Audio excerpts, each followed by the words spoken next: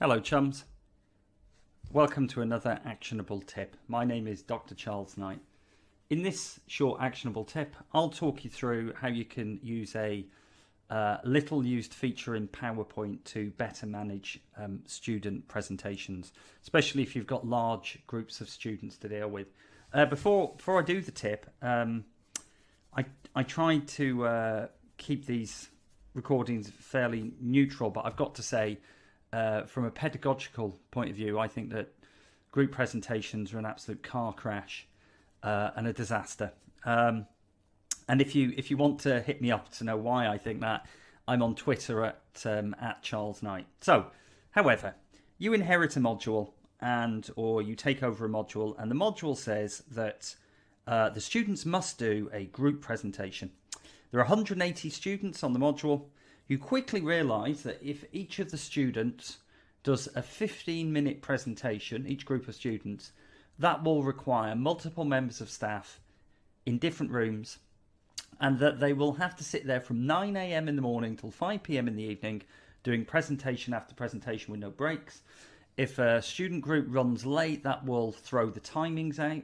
You've either got to record the presentations for moderation purposes, or you've got to have 2 people in each room, which doubles the number. It's a headache. And a couple of years ago, I took over a module. I was faced with these very issues. I looked at the module definitive document, and if you're watching this from overseas, in the UK, a definitive document tells you the assessment you must do on an assignment. And the definitive document said the students had to do a group presentation. It did not say that the students had to do a live presentation. So I moved the process to the students recording a presentation and uploading it. I'll talk through the benefits of why I think that's a better process, even given that I still think pedagogically group presentations are a bad idea. Here's what you do. So if you are making use of PowerPoint, the students write their presentation, and this is actually a presentation that I'm going to give, funnily enough, next week about how to do a good presentation. If you go into the PowerPoint menu, you'll notice that one of the buttons is record slideshow. So I'm going to hit start recording from the beginning. This is going to get slightly meta because I'm now going to record a voiceover for a presentation to show you how a voiceover for a presentation works. Hello. And welcome to my lecture. This lecture this week, I'm going to go through 5 products in 50 minutes to demonstrate to you how to do a good presentation for this assignment. Okay. Every time I'll cover a product, a business model, and some aspect of theory that you can apply to your organisation. And the idea is you'll get a really good sense about how to do a pitch for your business ideas in week 7. The objectives of this session are: it'll provide you with an insight into what to discuss into your 10-minute slot. It'll start you thinking about how theory can underpin your presentation. And it'll also give you an idea of the question generation process, how to respond to questions I might ask. Okay, now I'm back in actionable mode. So I'm going to end the slideshow. Okay. Now, what's happened is you'll notice on each of the slides there's these audio bars have appeared on the ones that I've recorded, okay? So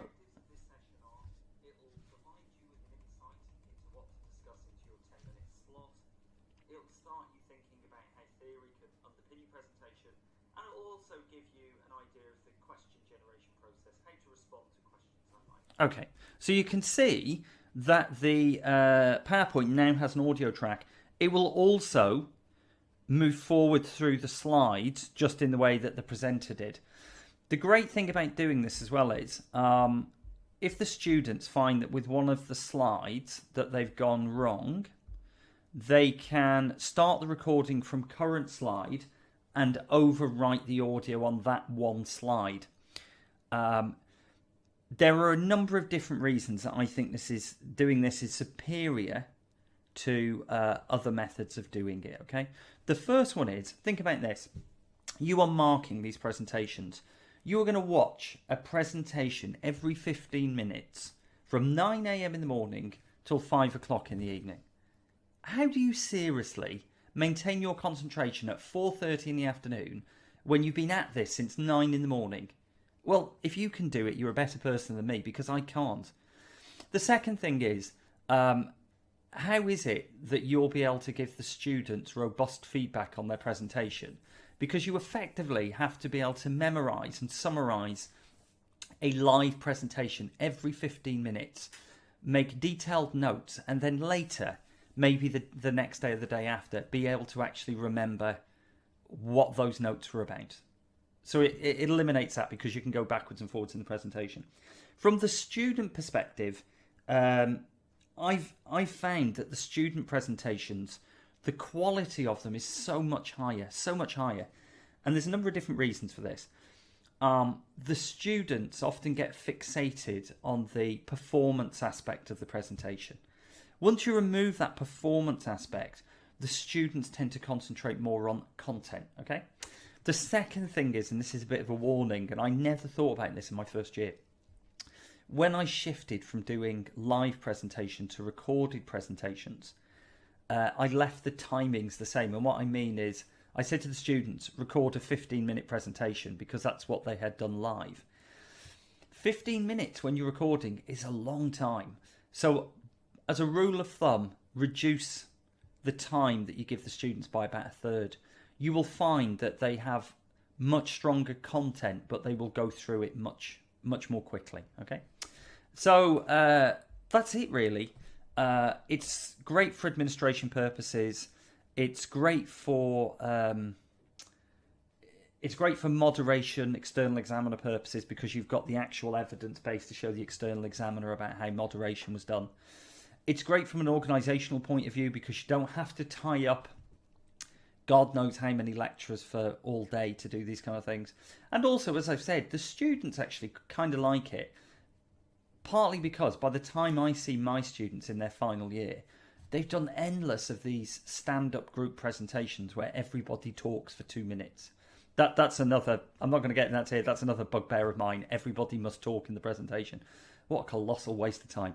Anyway, so that is my tip for making use of the recording function in PowerPoint. The other thing I would say, once the students have done it, they've got two options. They can either send you the presentation as just send you the PowerPoint file, or you can get them, if you prefer, to create a video, and that's export, create a video, presentation. If they just leave it with the standard settings, it will include all of the recording timings, narration, and so on. Okay, this has been Actionable. I hope you find that tip useful. If you want to get into more detail and discussion and argument with me about why I think group presentations are a pedagogical car crash, hit me up at Charles Knight on Twitter. I hope you've enjoyed the video. Have a nice day.